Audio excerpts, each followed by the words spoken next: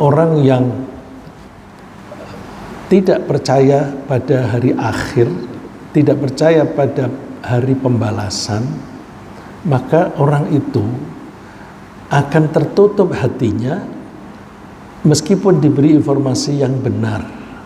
Meskipun yang memberi informasi itu Rasulullah SAW, bahkan meskipun informasi itu diberikan oleh Allah Subhanahu wa Ta'ala. Allah memberitahukan kita sebagaimana yang Allah sebutkan di ayat 13 dan 14. A'udzu billahi minasyaitonir rajim. Bismillahirrahmanirrahim. Idza tutla 'alaihi ayatuna qala asatirul awwalin.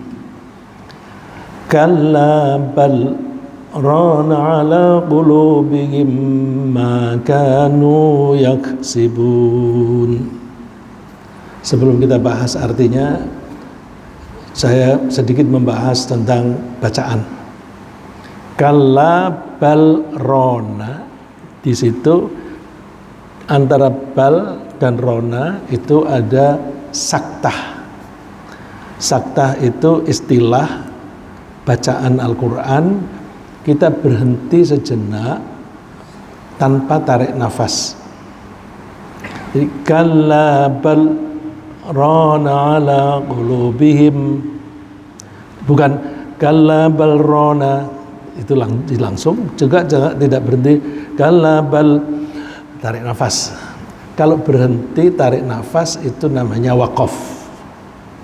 Tapi kalau berhenti tanpa tarik nafas itu namanya saktah. Ini mirip dengan di ayat-ayat pertama surat Al-Kahfi. Kita kan sudah membiasakan diri kalau hari Jumat kita baca surat Al-Kahfi. Di situ ayu wajah qayyima, ayu wajah qayyima, tulisannya iwajan. Tapi kita karena berhenti bacanya iwaja, tanwinnya tidak dibaca. Jadi hukum bacaan di situ ada wakofnya, yaitu kalau wakof tanwinnya tidak dibaca. Tapi tidak bernafas. Kalau wasol itu tidak bernafas, tapi membacanya langsung. Jadi kita masih kadang-kadang mendengar imam membaca di situ tidak saktah gitu. Ya. Nah di sini juga ada saktah. Kalla bal rana ala qulubihim ma kanu yaksibun. Idza tutla alaihi ayatuna, ketika dia dibacakan ayat-ayat kami. Nah kalau Allah menyebut ayat di dalam Al-Quran, itu pengertiannya ada dua macam. Ada ayat yang terucapkan, yaitu ayat Al-Quran. Tapi kadang-kadang ayat berarti tanda kebesaran Allah. Seperti fenomena-fenomena alam itu termasuk ayatnya Allah. Tapi yang di ayat di ayat ini, ayat maksudnya adalah ayat-ayat Al-Quran.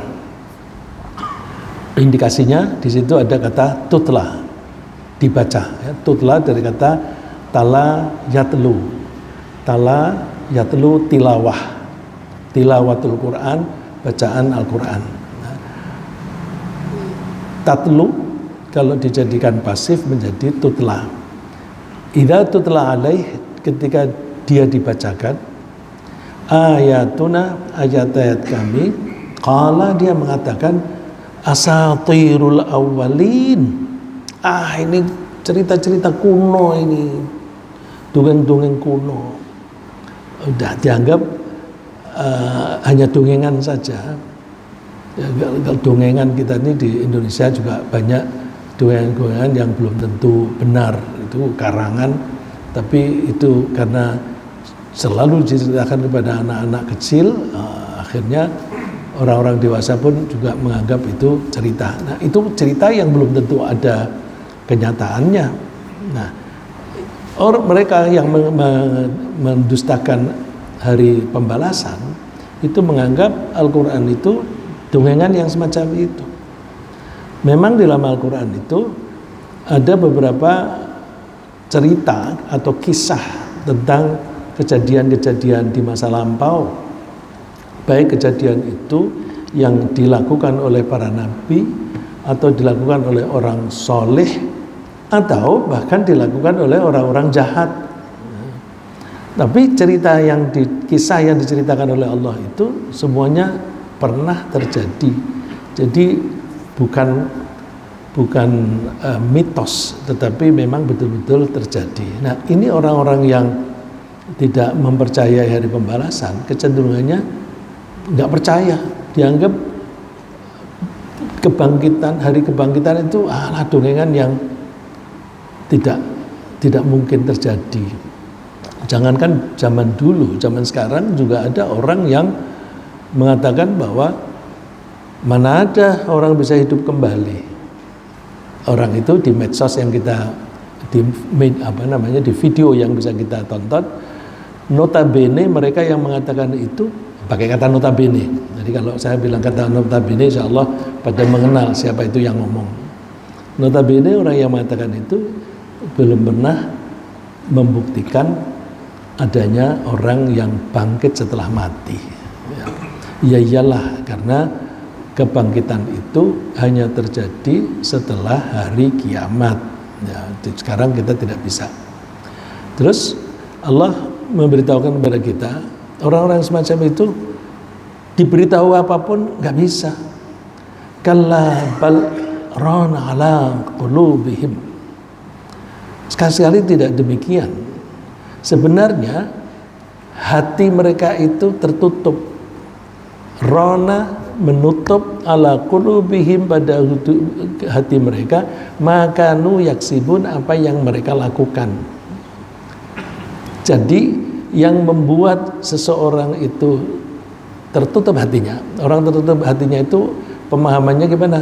Bisa berarti sulit faham sehingga dia tidak bisa memahaminya, ya seperti tertutup, atau dia tidak peduli, atau dia tidak paham, ya, tidak paham. Jadi kalau orang diberitahu tidak paham, ya itu sama aja dengan tidak tahu, ya, sama saja dengan ada penghalang di situ. Nah, yang menghalang-halangi apa? Perilaku mereka sendiri. Ya. Ini kalimat ini kata kerjanya rona, menutup. Yang menutup apa? Subjeknya makanu yaksibun. Apa yang mereka lakukan itu menutup apa? Ala qulubihim, menutup hati mereka. Nah, jadi kita harus hati-hati. Seringkali perilaku seseorang itu menyebabkan orang itu menjadi sulit paham, ya, tapi perilaku yang lain itu menyebabkan orang mudah paham. Padahal Allah kalau memberi hidayah kepada seseorang itu ada kalanya dimulai dari faham, ya. Ada kalanya Allah memberi hidayah dimulai dari faham. Kalau kita ngaji tidak faham, itu sulit kita dapat hidayah. Tapi kalau kita mendengarkan pengajian yang dibacakan ayat Quran langsung faham, nah itu berarti sarana yang digunakan oleh Allah untuk memberi hidayah.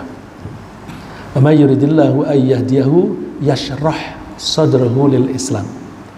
Orang yang dikehendaki oleh Allah mendapatkan hidayah, yashrah sadrahu lil Islam. Allah itu membuatnya dengan lapang dada menerima dan kemudian tunduk. Ada juga hadis mayuridillahu bi khairan yufaqihu fiddin. Orang yang dikehendaki menjadi orang baik oleh Allah, maka orang itu menjadi faqih, yufaqih. Kata fikih itu akar katanya sama dengan itu, yufaqihu. Fikih itu artinya faham. Jadi kalau dikatakan fikih itu artinya faham. Tetapi kalau ilmu fikih itu sudah istilah. Ya, jadi ada arti bahasa, ada arti istilah. Fikih itu apa? Arti apa? Kalau arti bahasa artinya faham. Tapi kalau fikih arti istilah artinya ilmu tentang hukum-hukum syariat. Nah, kalau orang mendustakan adanya hari pembalasan, itu udah mereka dikasih tahu apapun yang berkaitan dengan itu tidak akan bisa menerima, ya, seperti orang yang tertutup. Nah, jangankan menolak, berdusta saja itu sudah bisa menutup hati atau membuat orang sulit faham. Kalau orang banyak dusta, banyak melakukan dosa, maka dia sebenarnya pelan-pelan menutup hatinya, menutup kecerdasannya, sehingga dia menjadi sulit faham. Nah, kalau kita menuntut ilmu supaya kita gampang menerima ilmu itu, kita usahakan kita menghindari dosa, karena dosa itu bisa menghambat kita memahami sesuatu atau paham tapi dangkal kemudian lupa lagi. Ya, kalau di luar hadis ada cerita dari Imam Syafi'i. Imam Syafi'i cerita, syakautu ila waqi'in an su'a hifdhi. Kita tahu Imam Syafi'i itu kan umur 7 tahun dia sudah hafal Quran. Dia umur 14 tahun. Orang-orang Makkah itu sudah menjuluki dia ahli di bidang bahasa. Sehingga kalau ada orang kesulitan mengartikan suatu kata dalam bahasa Arab, mereka bilang tanya aja pada Syafi'i. Dia umur 14. Karena dia belajar bahasa Arab itu dengan cara partisipatif.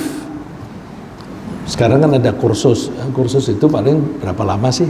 Kalau Imam Syafi'i belajarnya itu dia ikut tinggal di berbagai suku. Dia tinggal di suku tertentu, nimbrung di situ, ngobrol setiap hari dengan mereka. Terus beliau dapat istilah-istilah, oh di sini ada istilah ini, artinya apa.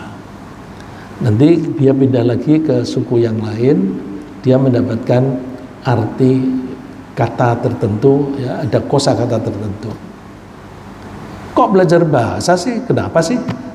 Oh, ini cerdas sekali Imam Syafi'i. Bukankah bahasa Al-Quran itu diturunkan dalam bahasa Arab? Kalau Al-Quran diturunkan dalam bahasa Arab, Qur'anan Arabiya, Quran yang berbahasa Arab, berarti bahasa Arab yang dipakai oleh Al-Quran itu bahasa yang fasih, yang berlaku di masyarakat, yang betul-betul berlaku dipakai di masyarakat Arab. Nah, padahal Al-Quran itu ada kosakata yang diambil dari suku tertentu, ada yang diambil dari suku lain. Kalau bahasa Arab yang kita juga pernah dengar, ya, kita tidak nimbrung dengan mereka. Orang mengatakan bagus, itu ada yang menggunakan kata tamyiz atau mumtaz. Terima kasih. Ada yang mengatakan mumtaz, ada yang mengatakan jayyid. Jadi, tapi semua paham. Kebetulan kosakata itu terkenal di mana-mana. Tapi ada kosakata yang berlaku hanya di satu suku. Karena suku itu suku Arab, kosakatanya ada yang diambil. Nah, salah satu kejadian, Umar itu pernah bertanya, Rasulullah pernah mengatakan begini, ini artinya apa ya? Dia tanya kepada para sahabat, dia nggak malu, dia sebagai khalifah, tapi tanya kepada orang-orang. Terus ada yang mengatakan, kalau di tempat kami, ya, di suku kami, itu artinya ini. Ya, jadi bisa saja orang dari suku tertentu tidak paham istilah yang dipakai oleh suku lain. Zaman sekarang bukan hanya suku, bahasa yang dipakai oleh anak-anak kita, anak-anak muda, itu banyak sekali yang kita nggak paham. Ya, mereka pakai istilah-istilah yang khusus untuk mereka. Ya, jadi bahasa apa namanya? Alay. Ya, jadi itu biasa. Oleh karena itu kita kalau mau mempelajari Al-Quran, kita mesti belajar bahasa Arab ya. Imam Syafi'i mengatakan dari syakautu ila Waki', aku mengeluh kepada Waki'. Waki' itu nama gurunya. Aku mengeluh kepada guru saya su'a hifdzi, tentang buruknya hafalanku. Coba orang yang hafal Al-Quran umur 7 tahun dibilangnya hafalanku jelek. Itu kan seperti misalnya ini santri-santri kita yang hafal, santri kita kan ada yang hafalannya bagus, ada yang kurang kan. Yang hafalannya bagus bilang, aduh aku ini sering lupa. Kita kan lalu merasa, waduh dia aja bilang sering lupa, apalagi saya gitu kan. Ini Imam Syafi'i yang hafal Al-Quran 7 tahun, dia bilang hafalan kok jelek. Terus dinasihati oleh gurunya, oh lupa itu seringkali terjadi pada orang yang banyak dosa. Wa akhbaroni antarkil ma'asi, dia nasihati aku supaya aku meninggalkan perbuatan dosa. Dosa apa Imam Syafi'i? Kira-kira dosanya itu kan kecil ya, kalau kita mengatakan dosa hati-hati ya, karena kadang-kadang Al-Quran menyebut Nabi Muhammad seolah pakai bahasa yang berdosa itu, seperti alam nasrah laka sadraka wa wada'na anka wizrak wa wada'na anka wizrak. Wizrak itu artinya dosa. Kalau di situ diartikan kami menanggalkan dosamu, artinya memaafkan dosamu. Kalau kita mengartikan semacam itu, loh berarti Nabi Muhammad pernah dosa. Katanya Nabi Muhammad itu terjaga dari dosa. Nah, terus para ulama mengartikan pakai istilah dosa, tapi artinya itu kalau level Nabi itu bukan pelanggaran, tapi khilaful aula, perbuatan yang bertentangan dengan keutamaan.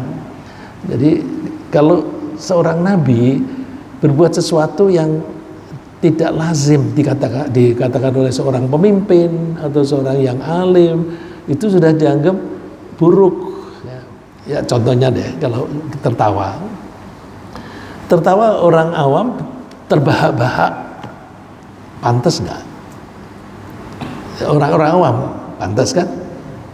Seorang presiden tertawanya terbahak-bahak di muka umum, nggak pantas. Nah itu kalau Nabi Muhammad melakukan yang sejenis itu dianggap seperti dosa. Jadi bukan dosa, tapi khilaful aula, hal yang bertentangan dengan keutamaan. Nah ini bisa kita pakai untuk memahami abasa wa tawalla anja'ahul a'ma.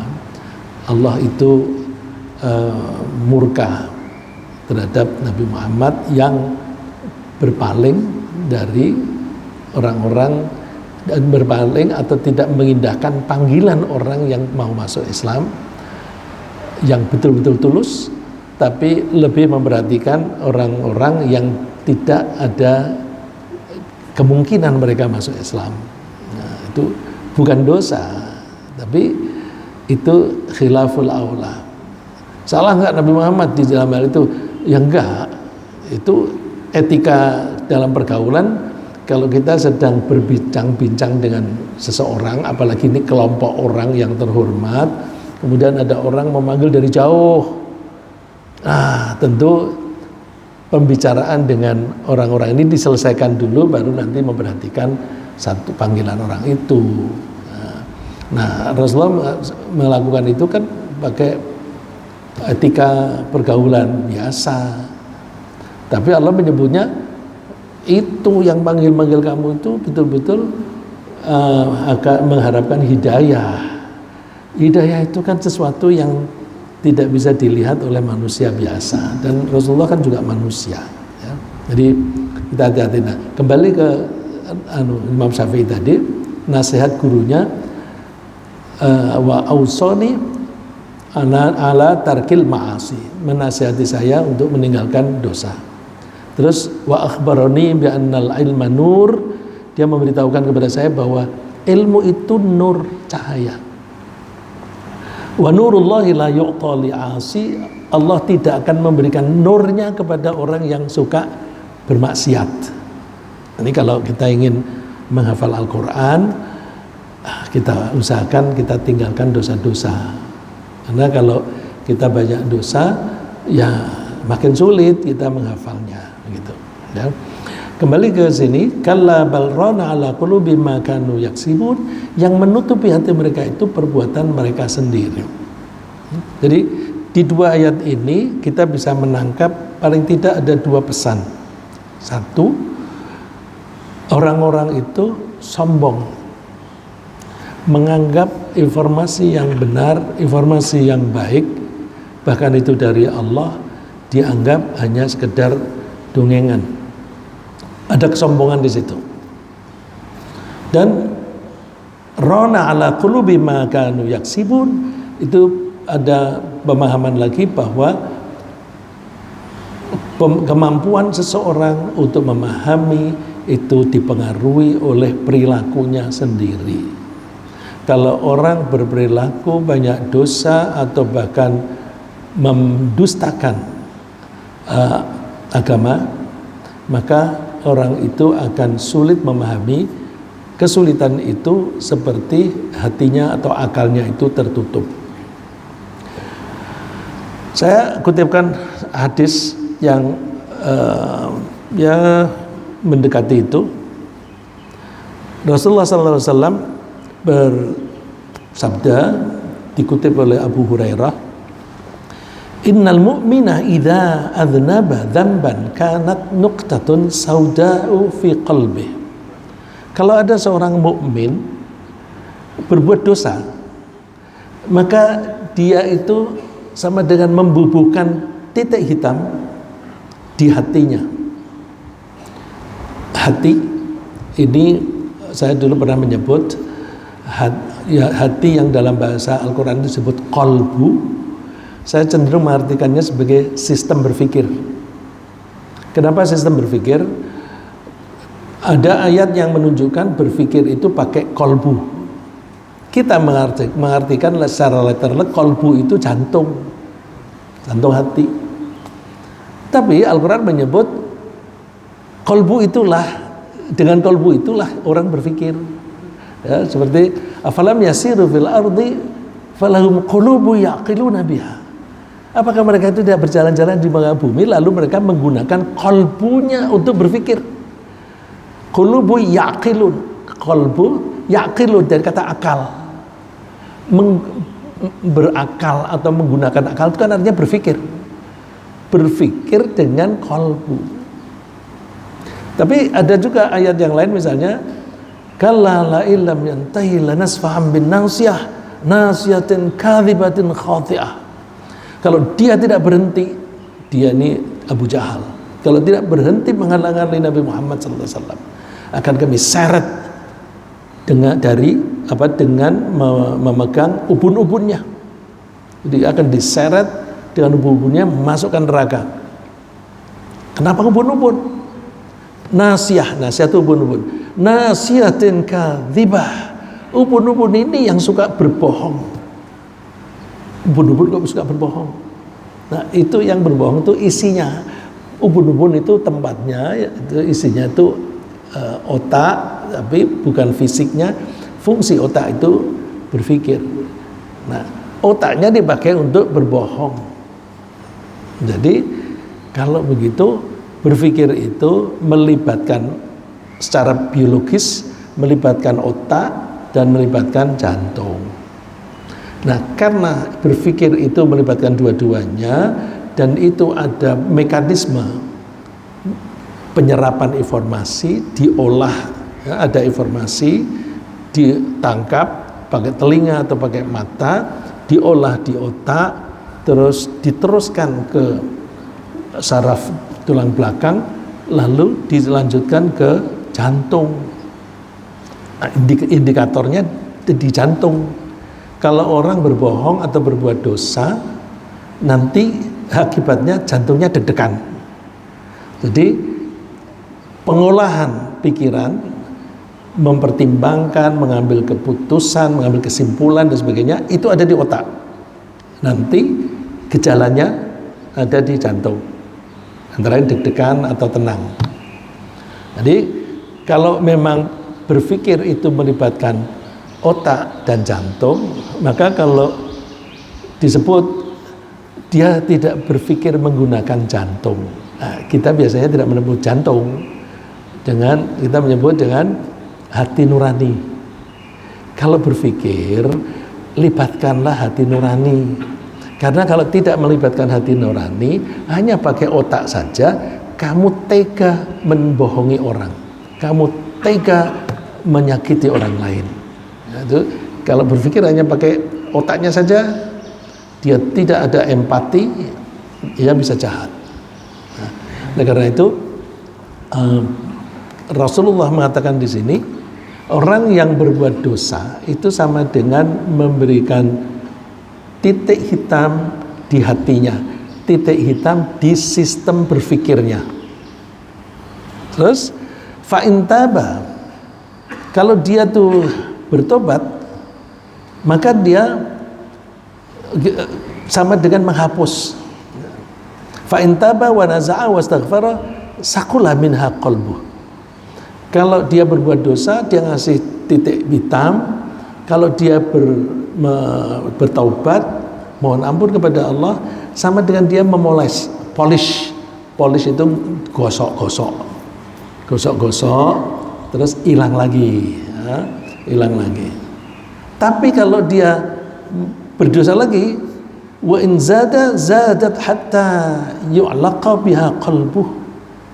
Kalau dia tuh tambah berdosa lagi, berbohong lagi, berbuat dosa lagi, maka titik hitam itu akan menutupi seluruh hatinya sampai hatinya nggak kelihatan, ya, sampai hatinya itu nggak kelihatan karena sudah tertutup dengan hitam-hitam tadi.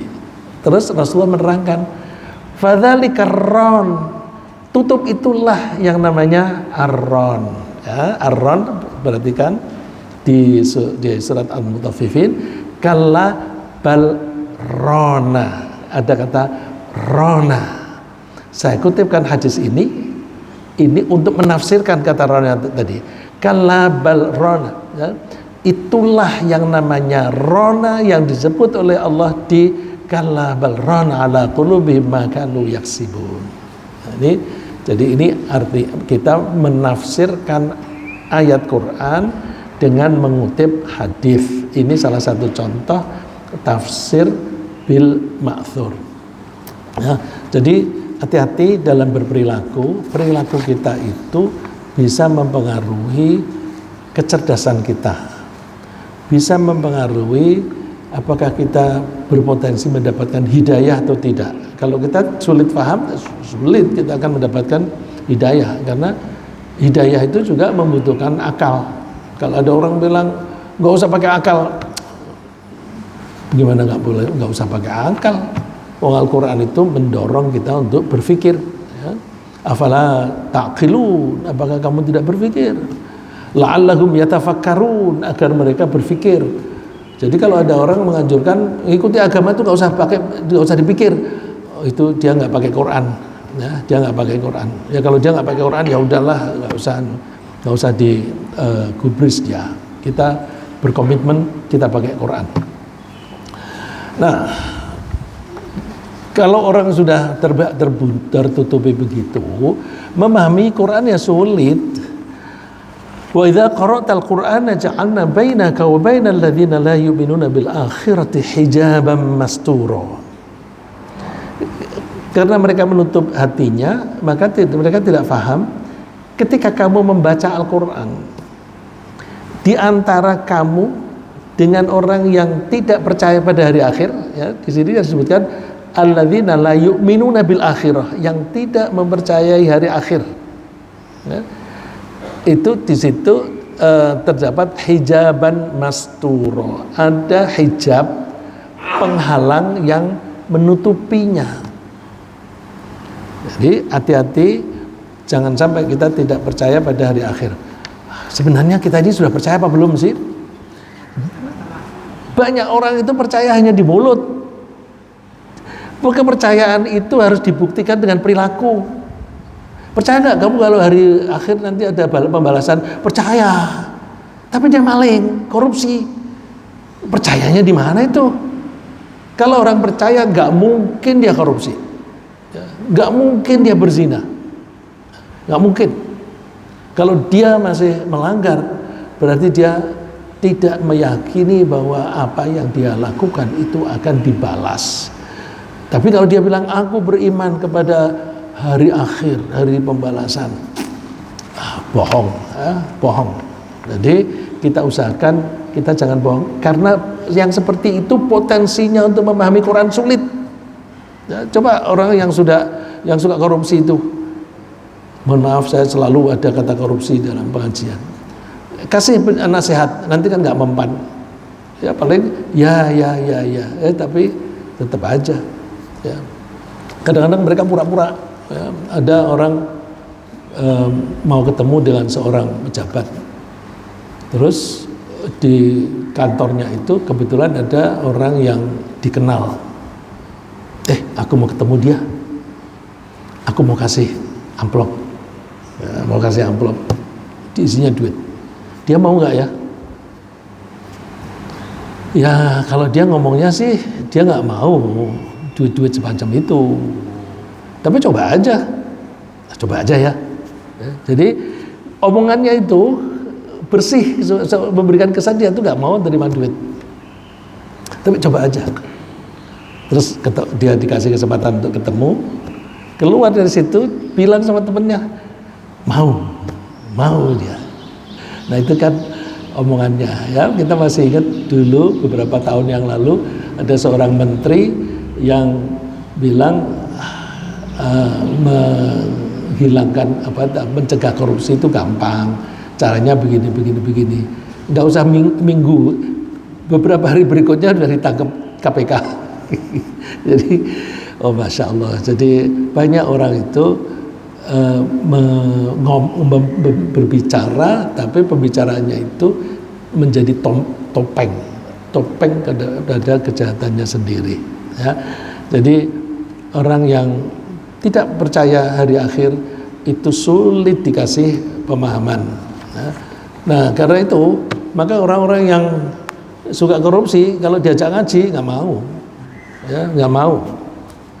Saya pernah diundang ke suatu tempat yang menurut pendugaan saya tempat itu kebanyakan orang menerima sogoan, ya, dan itu sogoannya banyak, dan itu liku-likunya macam-macam itu. Mereka tidak terima langsung, lewat sana, terus kemudian baru diterima. Saya diundang ke situ, yang mengundang pegawai, ya bawahan lah. Lalu supaya saya ini didengarkan, saya dikasih titel doktor.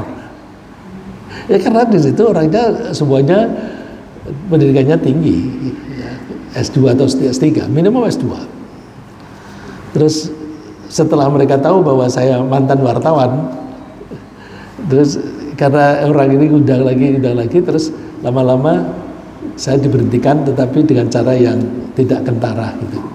Ada Ramadan, ya, terus kan di Ramadan libur, habis itu saya tidak diundang lagi. Saya alhamdulillah ya Allah. Kalau di situ saya dikasih uang transport, uang dari mana? Kalau itu dari anggaran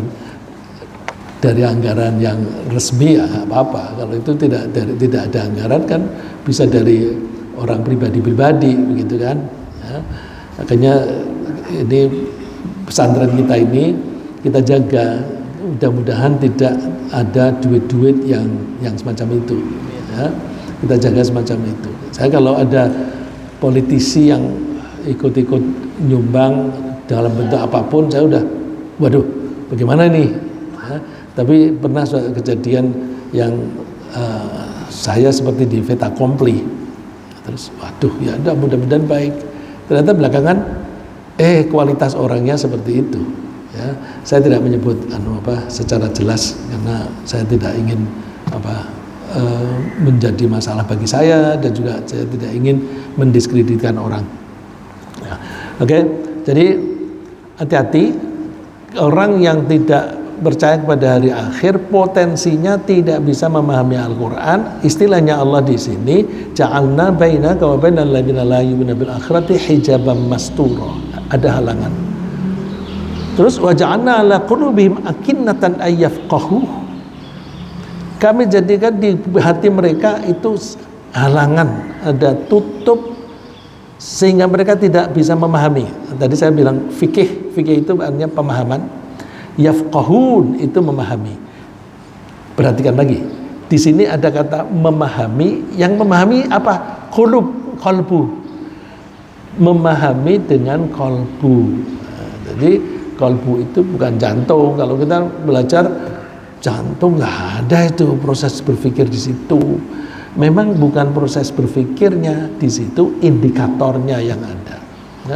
Wa fi adanihim waqra, seolah-olah di telinga mereka itu ada penyumbat. Ini kias. Kalau kita mendengar nasihat tapi nasihat itu tidak efektif, kan sama dengan saya tidak mendengar. Jadi orang yang mendengar nasihat tapi nasihatnya itu tidak efektif sama dengan dia tidak mendengar. Nah, tidak mendengar itu orang yang telinganya normal dengan orang yang dibuntuin, ditutupin telinganya, akibatnya sama. Oleh karena itu sama, bisa dikatakan secara kias di telinganya itu ada penyumbat. Wa idza dzakarta rabbaka fil qur'ani wahdah wallau ala adbarihim nufura. Kalau kamu menyebut keesaan Allah, kekuasaan Allah dan sebagainya di dalam Al-Quran, mereka lari, berpaling dan lari. Ya, nggak mau, karena Al-Quran itu melarang mereka melakukan kejahatan. Padahal mereka itu senang melakukan kejahatan karena kejahatan itu menguntungkan mereka. Oleh karena itu mereka pasti tidak suka pada Al-Quran. Mereka pasti tidak suka pada ajaran Islam. Kalau mereka tidak menyukai pelajaran Islam, yang membawa pelajaran Islam itu manusia, maka mereka pasti tidak suka kepada orang-orang Islam. Oleh karena itu orang Islam selalu diolok-olok dan dimusuhi oleh orang-orang yang suka durhaka, suka melakukan dosa. Itu karena orang Islam dianggap mengikuti ajaran yang menghalang-halangi mereka melakukan kesukaan mereka. Lagi, bisa juga orang itu tidak memahami pesan-pesan dari Allah kalau ada kebanggaan terhadap pengetahuan. Falamma ja'atuhum rusuluna bil bayyinati farihu bima 'indahum minal 'ilm. Ketika utusan kami datang dengan membawa penjelasan, mereka lebih bangga dengan ilmu pengetahuan mereka. Mereka menganggap Quran itu ketinggalan zaman. Quran itu tidak kompatibel dengan ilmu pengetahuan dan sebagainya. Wa haqa bihim ma kanu yastahzi'un. Yang semacam itu dianggap olok-olok dan mereka akan mendapatkan akibat, yaitu siksaan karena mereka mengolok-olok Al-Quran. Jadi hati-hati. Jangan pernah menganggap Al-Quran itu ketinggalan zaman, atau jangan pernah menganggap bahwa ilmu pengetahuan itu lebih maju daripada Al-Quran. Logikanya gampang, bahwa Al-Quran itu adalah firman Allah. Allah itu yang menciptakan segala sesuatu. Kalau Allah itu menciptakan sesuatu dan Allah berbicara tentang ciptaannya, itu pasti yang paling tahu adalah yang menciptakan. Ya, sama dan kira-kira begini, ini punya mobil BMW seri baru, ya, yang baru keluar dari pabrik. Makin kesini makin canggih, ya, tombol-tombolnya itu makin canggih. Atau Mercy, misalnya Mercy dipakai baru 1 kilo mati, bensin utuh, busi baik. Kok bisa mati? Oh, kamu mencet apa tadi? Ya, karena bisa di-set bensin yang tersisa di dalam mesin itu tidak akan ditambahi lagi karena bensin dari tangki tidak akan mengalir ke situ, dan bensin yang ada di tangki itu hanya cukup untuk berjalan 1 kilo. Dan begitu kalau ada orang mencuri mobil itu pasti 1 kilo mogok, pasti 1 kilo mogok. Nah itu misalnya ilmu dan teknologi itu makin maju terus menganggap bahwa kembali ini bahwa kalau mau tahu ini kenapa kok mogok, tanya ke Toyota, nggak nyambung. Kalau mau tanya ya kepada yang membuat. Begitu pula kalau kita ingin mengoperasionalkan badan kita, badan aja deh, mau mengoperasionalkan badan kita mesti tanya kepada yang menciptakan. Kalau kita mau mengelola jiwa kita supaya jiwa kita sehat, kita tanya kepada yang menciptakan. Yang tahu tentang jiwa itu tuh Allah. Tapi kita lebih membanggakan ilmu jiwa. Ilmu jiwa itu kan orang masih banyak kira-kira. Orang masih banyak kira-kira. Mohon maaf kalau di sini ada orang yang ahli ilmu jiwa. Ya, kita lihat perkembangan ilmu jiwa itu kan mulai dari hanya angan-angan saja, seperti misalnya Sigmund Freud. Sigmund Freud itu kan ilmunya itu, teorinya itu hanya angan-angan aja. Angan-angan dia terus kira-kira begini. Tapi belakangan ketika banyak research, tidak selalu omongan Freud itu benar. Ya. Tapi jauh sebelum Freud lahir, itu Imam Ghazali sudah banyak bicara tentang kejiwaan. Sebelum Imam Ghazali lahir, Al-Quran sudah berbicara tentang kejiwaan. Oleh karena itu, jangan pernah kita menganggap ilmu kita lebih unggul daripada Al-Quran. Kalau kita menganggap ilmu pengetahuan itu lebih unggul, sama dengan menghinakan Al-Quran. Ya, sama dengan menghina Al-Quran. Nah, orang menghina Al-Quran sama dengan tidak percaya pada Al-Quran. Kalau tidak percaya pada Al-Quran, maka dia akan sulit memahami Al-Quran. Nah, ini mereka yang menganggap bahwa itu dongengan, mereka menuduh wa qalu asatirul awwalin iktatabaha fayatumla alaihi bukratan wa asila. Muhammad itu dia kan nggak tahu apa-apa, dia tuh didikte aja, didikte oleh orang yang mempunyai ilmu tentang ketuhanan, terus ya didikte, dituliskan. Ya.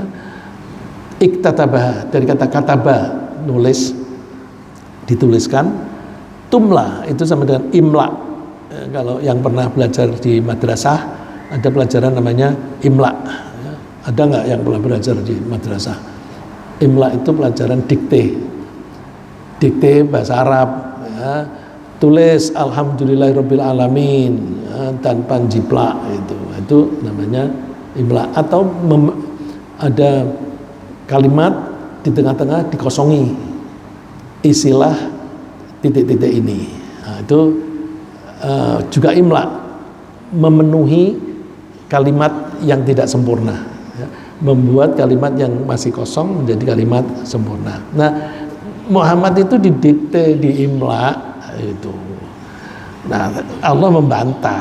Kalau kamu mengatakan diimla oleh orang yang berpengalaman dengan kitab yang terdahulu itu kan berbahasa Ibrani, sedangkan Al-Quran itu berbahasa Arab. Bagaimana bisa seperti itu? Jadi dibantah oleh Allah, tidak benar. Terus orang-orang yang tidak percaya itu juga kecenderungannya tidak mau mendengarkan. Wa minhum may yastami'u ilaik hatta idza kharaju min indika qalu lil ladzina utul ilma madza qala anifa. Begini.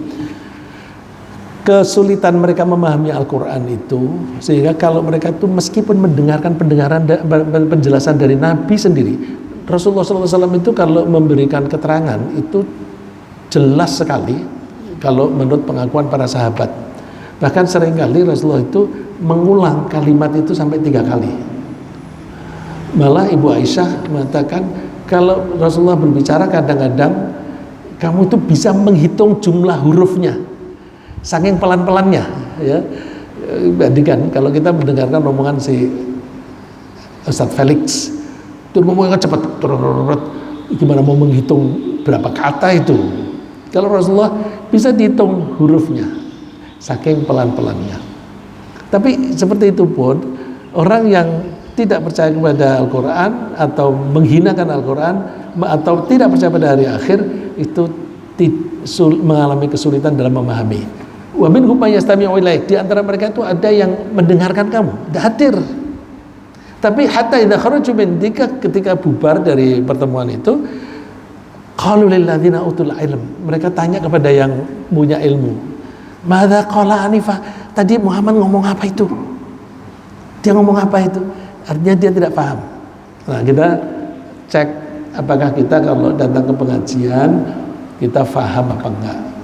Tapi tidak selalu ya, karena bisa juga yang menerangkan itu kurang jelas ya. Bisa juga yang mendengarkan itu tidak punya kemampuan untuk memahami. Jadi tidak selalu. Tapi kalau Rasulullah pasti itu sebabnya mereka. Ulaikal ladzina taballahu ala qulubihim wattaba'u ahwa'ahum. Nah, kenapa kok mereka itu hatinya tertutup? Karena mereka mengikuti hawa nafsu. Orang yang hidupnya hanya menuruti hawa nafsu, kecenderungannya hatinya tertutup. Orang yang mengikuti hawa nafsu itu kan hidupnya semau gue, ya suka-suka gitu. Terus supaya waktunya ini masih keburu, orang yang tidak mau mendengarkan atau yang mengabaikan ajaran Al-Quran itu akan mendapatkan dosa, di samping mereka itu sombong. Wa man adzlamu mimman dzukira bi ayati rabbih fa'arada anha. Siapa yang lebih zalim dibanding dengan orang yang diberi peringatan dengan ayat-ayat Allah fa'arada anha, lalu dia berpaling. Artinya berpaling itu tidak hanya secara fisik, tidak mau pakai. Udah tahu ajaran Al-Quran mengajari begini, tapi tidak mau memakai. Terus wa nasiya ma qaddamat yadah, dan dia tidak peduli dengan apa yang sudah terjadi. Orang yang semacam itu, inna ja'alna ala qulubihim akinnatan ayyafqahuh, hati mereka itu tertutup untuk bisa memahaminya. Wa fi adhani waqra, dan di telinga mereka itu tertutup. Wa in tad'uhum ilal huda falayahtadu idzan abada. Kalaupun kamu tuh mengajak mereka untuk mengikuti hidayah, mereka tidak mungkin akan mendapatkan hidayah. Jadi artinya hidayah itu harus dengan usaha kita, tidak bisa kita nunggu secara pasif nanti Allah akan memberikan hidayah dengan sendirinya, nggak bisa.